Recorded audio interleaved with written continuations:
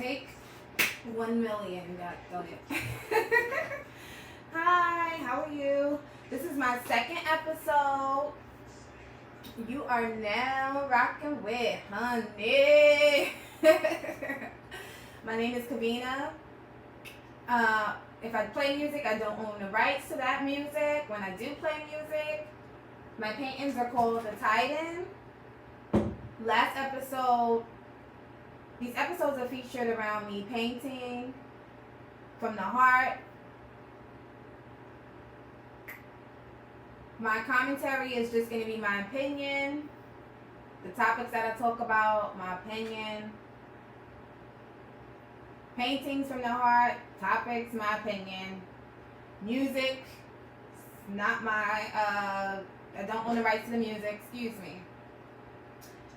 My goal is I'm going to try to finish this painting by the end, but I don't think that I will. Mostly because of the topic, so a lot of my time I'll be spending talking. And I did some research, so I have to kind of go back and forth and look at notes. So, not that that's important. I would like to start off with paying homage to my YouTuber of the day. Last episode, I did it my own way. I didn't do it this way. I did it in a different way, but I did pay homage to ADOS.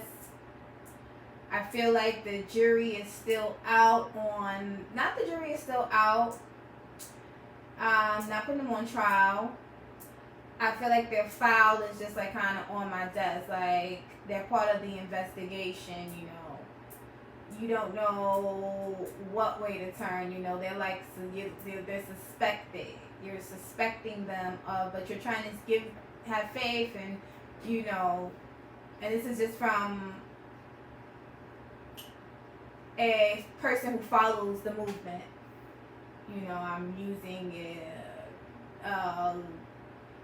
criminal justice as, you know, kind of a comparison or whatever. But, like, I don't know. You can look at the last video and see exactly what that was about to catch up on what I'm talking about exactly now. But as I was saying, I did pay him homage to them last video in my own way. This week, the person who I pay homage to, firstly, is not directly related to the topics. They just inspired me to start my page. Again, this is my second show. So I am very excited. And I just want to say thanks to people who I've been looking at and jocking all this time. And I'm like, okay, I relate. Lovely Mimi. She is from Love and Hip Hop. She's an Asian nail technician. She, I think, is based in Atlanta right now. Newly divorced. On her channel, she puts out, to me, you know, she wears her heart on her sleeve on her channel, like, not even she wears her heart on her sleeve. Her channel is just very open. I like channels that I could laugh, cry, and learn a little something from. And that's the type of channel she has. Like, you can laugh, cry, and you can still learn a little something. She's relatable. So, I want to pay homage to Lovely Mimi for this inspiration. Thanks to you, girl. The topic today is... Turn up a little bit. Just a little bit. I dropped my wine, so it's something. Gentrification and criminality.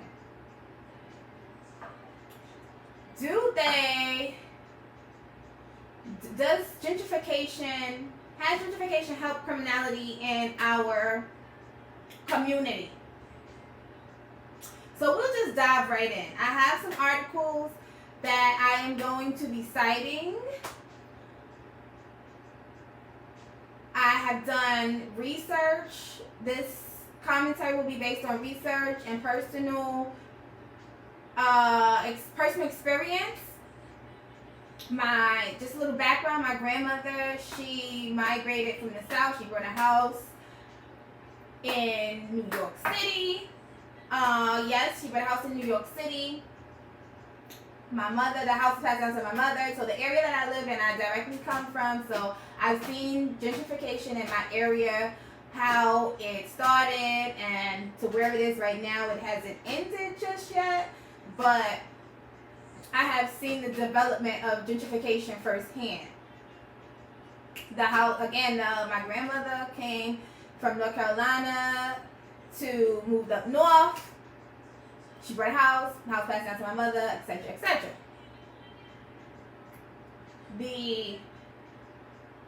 What I'm going to talk about as far as gentrification and criminality today are the effects, if any, in our community, the urban community, poor community, because for some reason working class Black ADOS Americans feel like because they have a job they are middle class.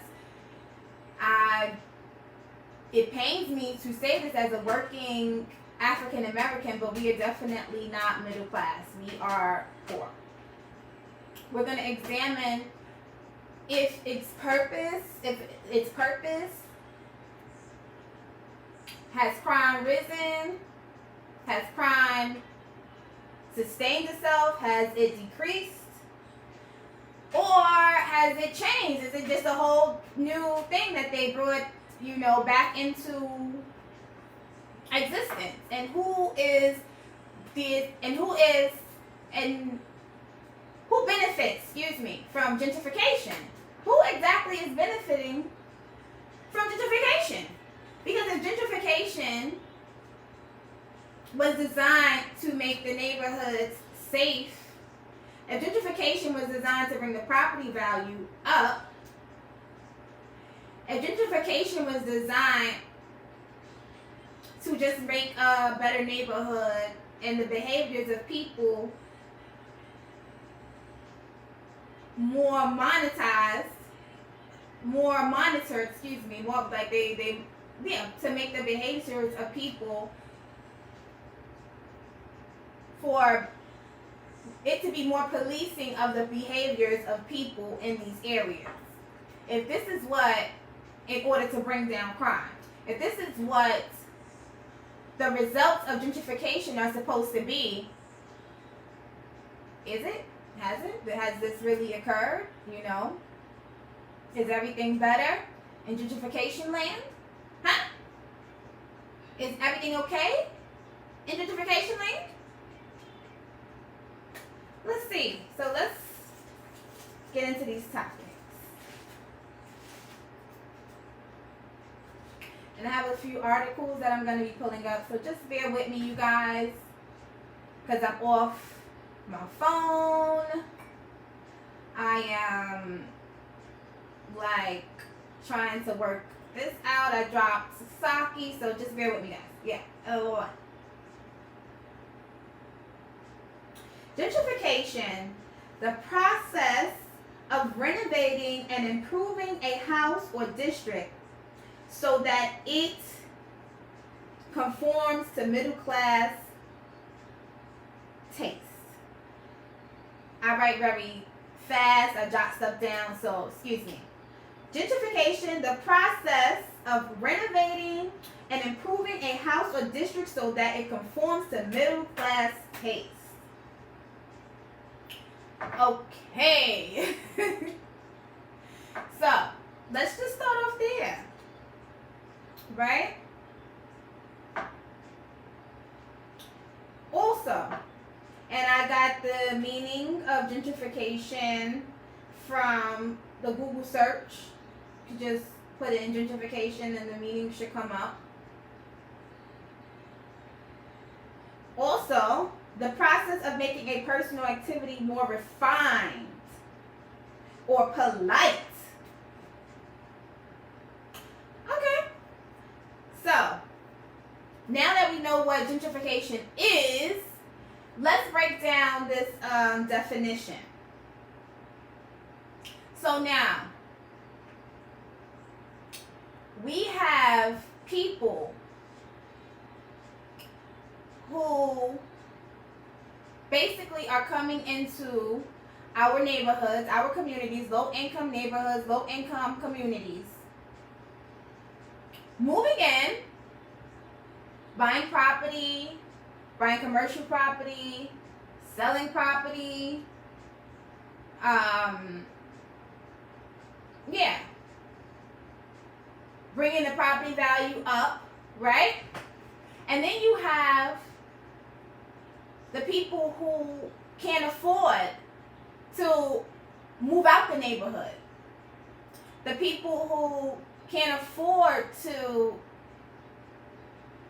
whose houses and whose homes have been passed down from their parents and it probably hasn't been, paid off yet, or even if it is paid off, they may have back taxes, or if they totally own their home, now they're able to pass something down. They don't have a mortgage anymore. So that's very important. That's wealth. That's real estate. That's a part of, and that's considered wealth. So once you sell that, and you have now gotten a bigger, better place, right? Because most of us, when I hear stories and when I see people who have sold their homes, they generally go and get another mortgage.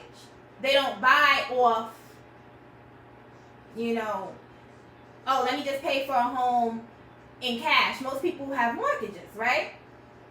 So, firstly, gentrification, just in that aspect right there, it causes homeowners to become slaves and what would you say? You're not a homeowner because you don't own your home outright. You still have to pay a mortgage to the bank. The bank still owns your home. So you have a mortgage. You went from not having a mortgage to be from a home owner to a home loaner, because you're paying off a loan. Not a home loaner, but your home is being loaned to you now. Now your home is being loaned. You went from owning your home to your home now being loaned back to you, or another home being loaned back to you. So it makes homeowners homeowners, it turns gentrification, turns homeowners. It reverses the process of home ownership. Gentrification in our areas, right? It says, renovating and improving a house or district so that it conforms to middle class taste. So if we all, and let me just do this first.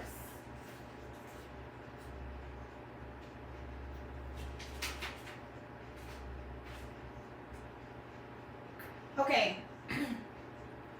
Researchers from the Investopedia, I got this research from the Investopedia, consider the middle class to make, in where I'm from, my area, they make the middle class make $78,412 as those earning, but between 2/3 and double the median household income. This Pew classification means that the category of middle class income is made up of people making somewhere between $40,500 and $122,000. This article was published November in 2019. Now, income, this Pew classification means that the category of middle income is made up of people making somewhere between $40,500 and $122,000. And this is the middle class is just from my area, Pacific, the 78,412.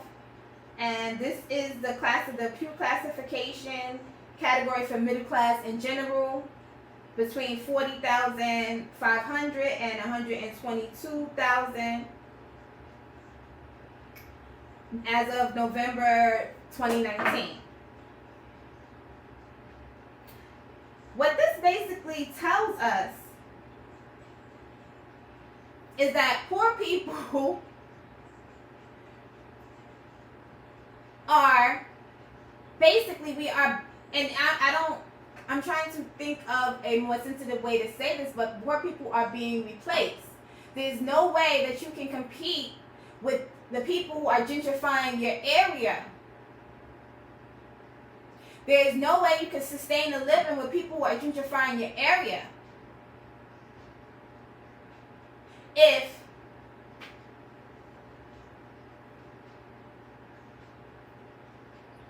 the lowest income for Black Americans is 10 times, tenfold. It's way less. This is who's moving in your area. This is who's moving in my area. The minimum wage, this is poor people in New York City, is $15 an hour now. And that depends on the size of your business. So that depends on the size of your business. So you can be making less than $15 an hour in New York City. So if the middle class are moving in our areas and our communities where it was rent stabilized, and now our rent stabilized apartments, our social services are being taken away. And I feel like social services are a step up. People that I am around, most people I know have been on food stamps at one point in their life and have been on it for a month, 6 months, and they were like, listen, I did that and because I had to, and they got a job, and like that was something they did when they were younger or at a down point in their life. But I certainly don't know anyone who has just been on, and it's very far few and in between, let me just say that to correct myself, that's just been on the assistance of social services all their lives. I don't know people like that anymore. Like, this is 2020. I really don't know people like that. Didn't know them 2019. Didn't know them 2017. For the most part, people who I do know who have been on it are off. They haven't been on it all their life. They had a time in their life where they were on it, and now they're off. So we do need social services because it does help, and we are paying for social services. So if we say we want it, then that's what we want. Poor people pay for social services too. Like, we're the masses, so we pay more for social services than anybody else because it's coming directly from us and we have no say-so. So I'm going to just read a little bit from this article.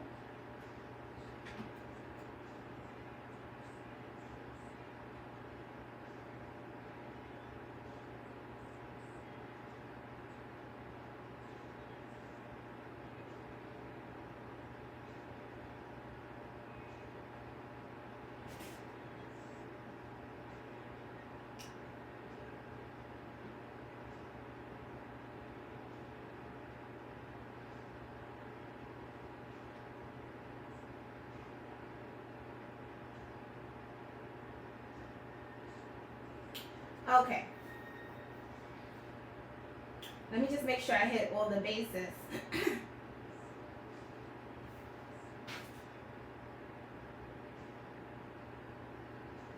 So I'm going to chop this article that I got from CNN Business up. What is middle class anyway, right? I want to get a little deeper into what middle class is. Just kind of get a perspective. CNN is very popular. CNNmoney.com. People subscribe. So their opinion reaches the masses. So I chose this article. And I'm going to skip through things. I'm not going to read the whole article.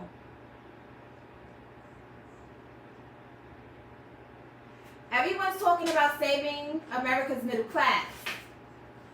But just who exactly falls into this group? That's actually a much more difficult question to answer than it seems. While some experts define the middle class by income, others define it by lifestyle. Still, others say it's a mind state.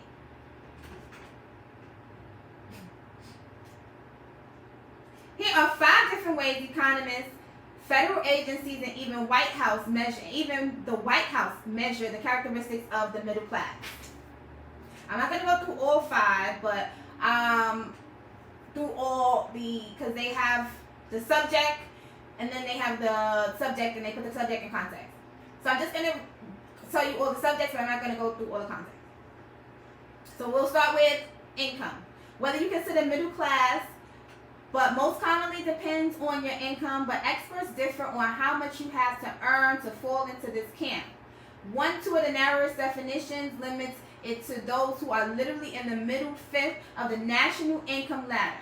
A wide characterization includes everyone but the poorest 20% and the wealthiest 20%. Displayed below in this research Pew Center's definition. Displayed below is the Pew Research Center's definition, which is 2/3 and 2 times the national median income in households, right? So it's still basically between this one says 46,100 and 40,000. The other one said 40,000. This might be, well, it's basically the same thing nationally.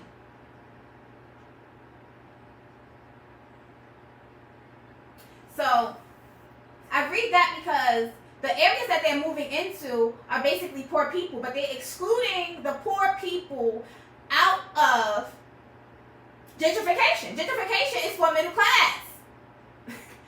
So how are you going to move into an area? And I'm just asking the question. We all know the answer though. Claim it, make it better for you, but don't make it better for the people who originally were there. This absolutely sounds like something that we're totally familiar with.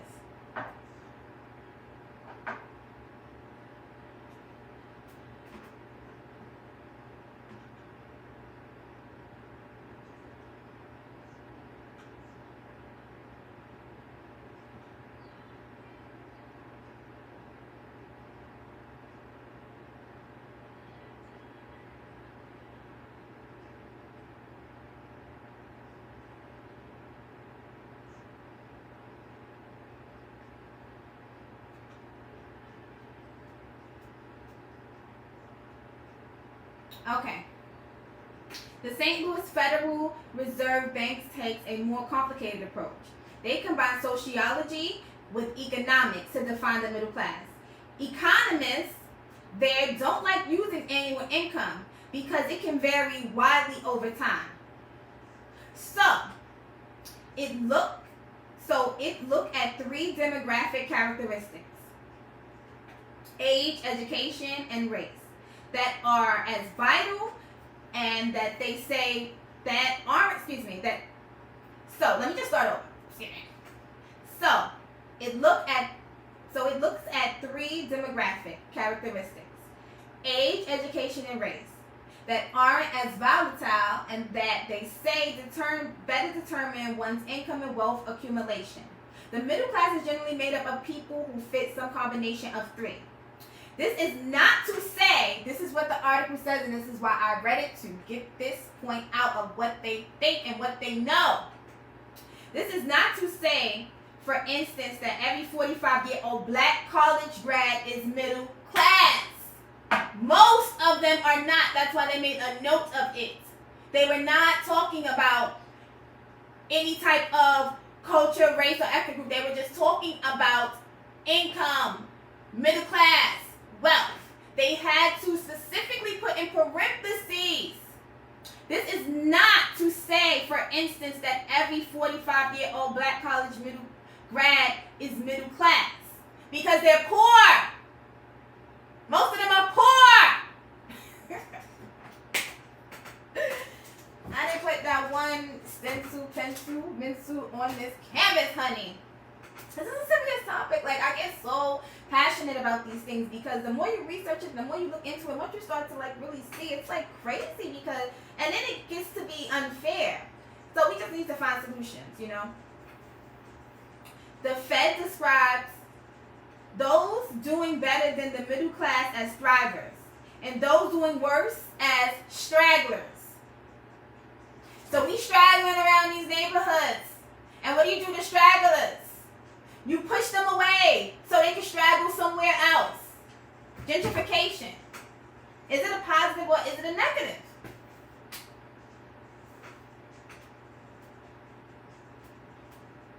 Right? So now I wanted to go to refined, which was also a part of the definition in gentrification. Remove impurities or unwanted elements from a substance, typically as a part or an industrial process. They use an example of sugar is refined by boiling it in a huge iron vase. And I feel like that I read that example because it related to this topic, you know? That's what, if you don't conform to gentrification, which is to me comparative to us, the boiling of the sugar to refine it to turn it white. You turn the brown sugar into white sugar, and maybe we will be accepted in our own neighborhoods, but we know that that's never the case. You know, no matter how refined, how much they boil us, you know, we can never be accepted. And that's not my purpose, but I'm just saying for most people, even if they don't admit it, when you have a family, it's easier just to be accepted in this world than to really go out and fight and go hard because you still have to eat and make money and live for your family. So, you know. Now, let's get to criminality.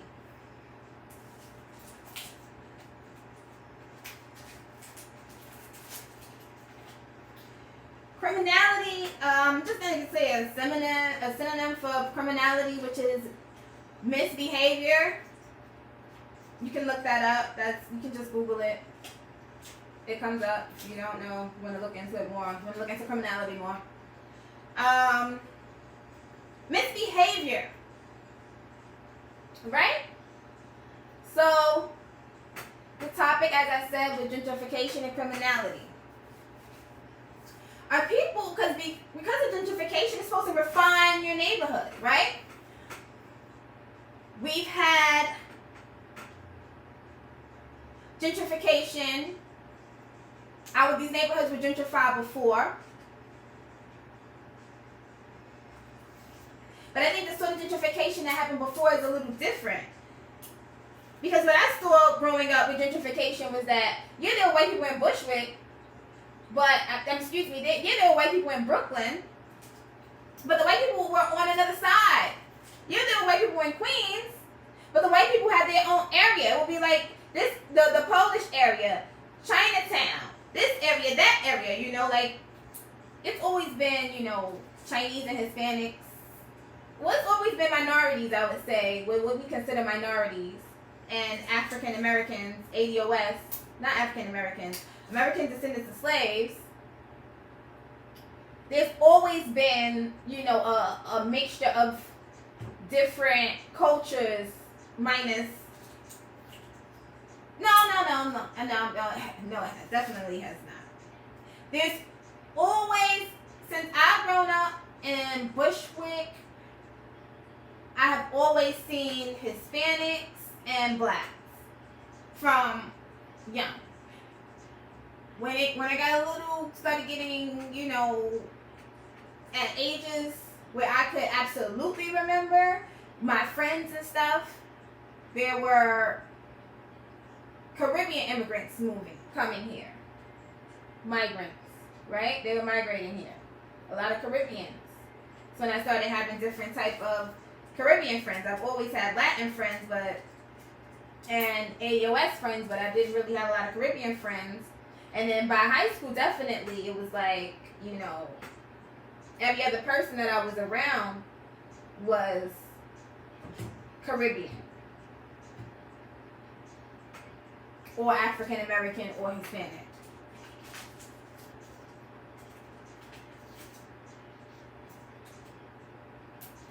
So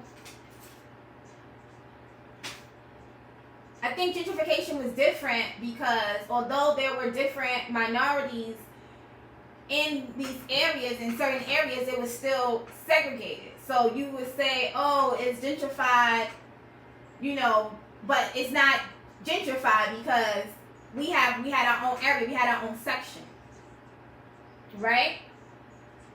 Now, gentrification is different because gentrification totally means like your next door neighbor is, you know, white. For me, that's what your next door neighbor is white. When they say refined, I think middle class, that is all based on white, Western, European men's perception of, so white people, middle class, white people with a little more money than the upper middle class, with a little less money than the upper middle class, a lot more money than a little more money than they poor people, but a lot more money than our poor people, you know.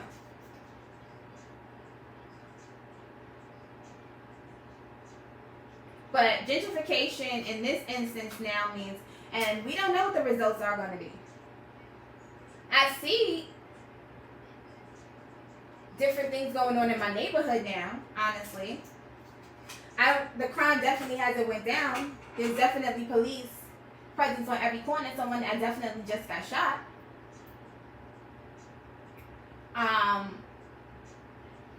Growing up in this neighborhood, it wasn't rough for me in my neighborhood. My neighborhood was kind of like my comfort zone. But, so it wasn't rough, but my neighborhood was rough.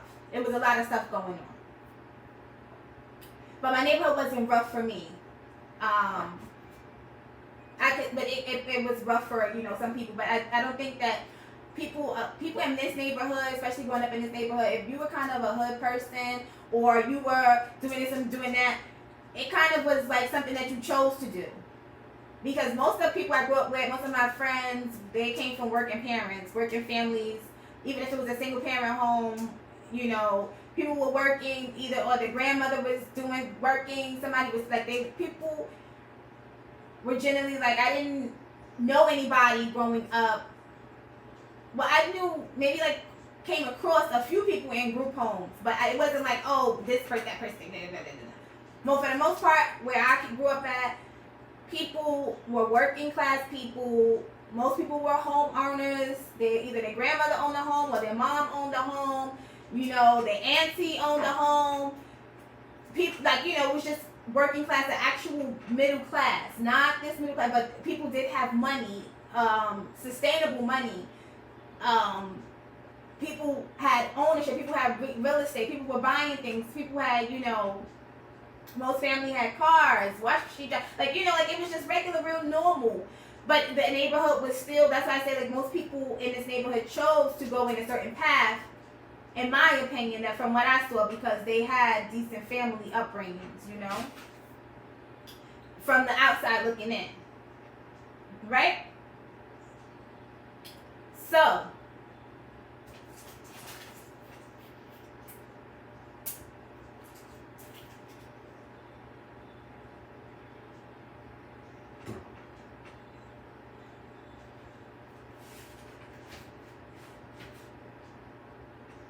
when we're talking about, let me drink some water. I got my sake again. So, when we're talking about criminality and misbehavior, has gentrification changed the behaviors of the crime that goes on? Has gentrification changed the crime or the mindset of the criminals? Have they made the area more refined? You know, have they brought good taste and couth, and, you know, drinking tea with your pinky up, since they got gluten-free muffins now and bagel bars every freaking where, has it refined the neighborhood? Somebody just got shot the other day. The police is on my corner, riding past. They on every corner. They're on every other corner. And whenever I drive around in my city, especially my area where I live at, my borough, there are police presence everywhere. You always hear about somebody getting shot or killed. And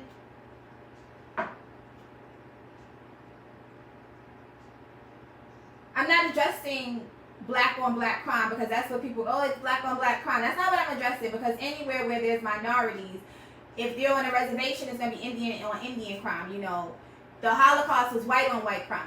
So don't talk to me about black on black crime, because that doesn't make any fucking sense to me. So don't ever bring up black and black crime to me, because that's not even that's like police brutality.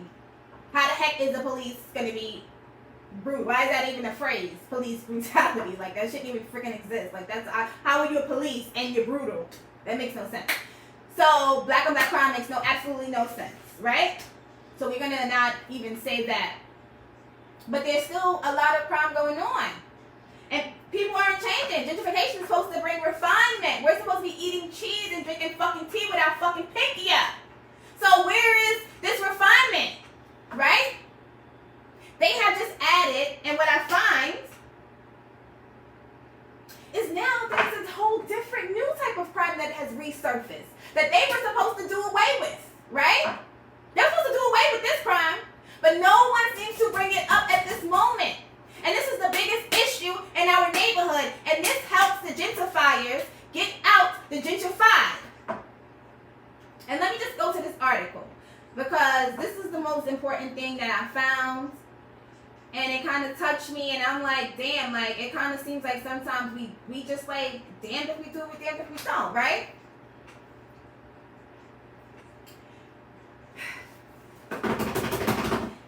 Let me just take a little break before I can break up this topic. let me do something, okay? Okay? I don't own the rights to this music. Let me just do this real quick, because I do what I do doing real quick, right? We're going to take a little intermission before I get into the real